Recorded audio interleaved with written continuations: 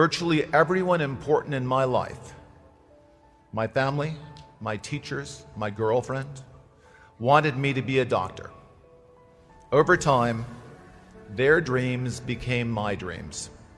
They convinced me I should be a doctor. But as hard as I tried, I couldn't do it.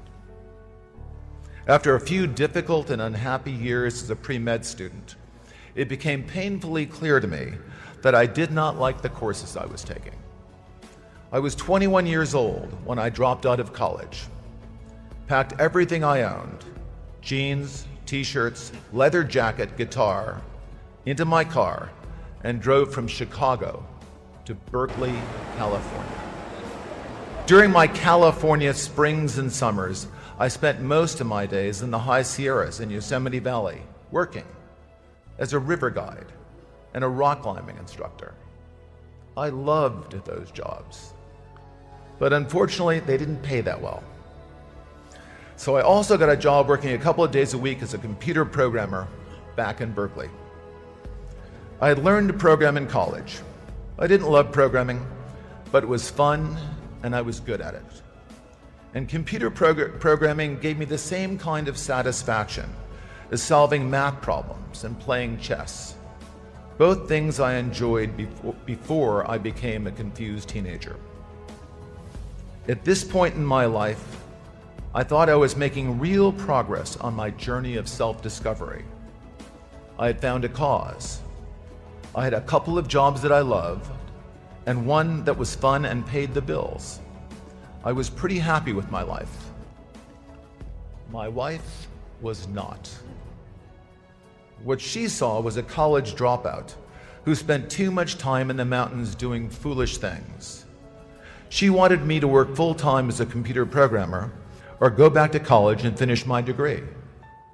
We compromised, sort of. I started taking classes at UC Berkeley.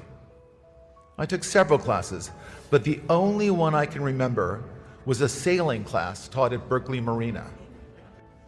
When my class was over, I wanted to buy a sailboat. My wife said this was the single stupidest idea she had ever heard in her entire life. She accused me of being irresponsible, and she told me I lacked ambition. She kicked me out, and then she divorced me. This was a pivotal moment in my life. Once again, I was unable to live up to the expectations of others. But this time, I was not disappointed in myself for failing to be the person they thought I should be. Their dreams and my dreams were different. I would never confuse the two of them again. Throughout my 20s, I continued experimenting, trying different things, racing bikes and boats and constantly changing jobs. It didn't take me long to discover that the most interesting and rewarding programming jobs were found at a cluster of companies located south of Stanford University and north of San Jose. Silicon Valley was in its infancy. I was still in my 20s when I went to work for my first Silicon Valley startup. I liked my work most of the time, but I didn't love it. I searched and I searched, but I just could not find a software engineering job that I loved as much as I loved sailing. So I tried to create one. I put together a plan to start my own company. That way I could completely control my work environment. I would hire the most talented programmers I knew, and we would all work together on the most interesting and challenging software projects. My goal was to create the perfect job for me, a job I truly loved. I never expected the company to grow beyond 50 people. Today, Oracle employs around 150,000 people. But when I started, it was not my intention to build a big company. What happened? Well, at first, we did exactly what we set out to do. Hire the most talented software engineers in Silicon Valley. We assembled an all-star team of gifted programmers who were among the best in the world at what they did. That team, plus one crazy idea, gave birth to a giant company.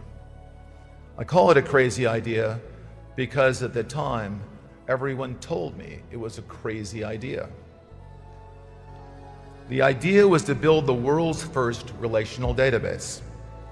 Several theoretical papers about relational databases had already been published, and IBM was building a prototype in their research labs.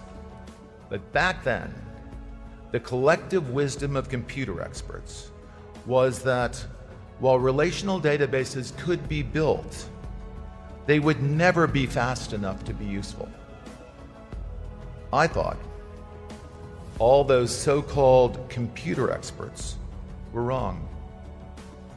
And when you start telling people that all the experts are wrong, at first they call you arrogant, and then they say you're crazy. So remember this, graduates. When people start telling you that you're crazy, you just might be onto the most important innovation in your life.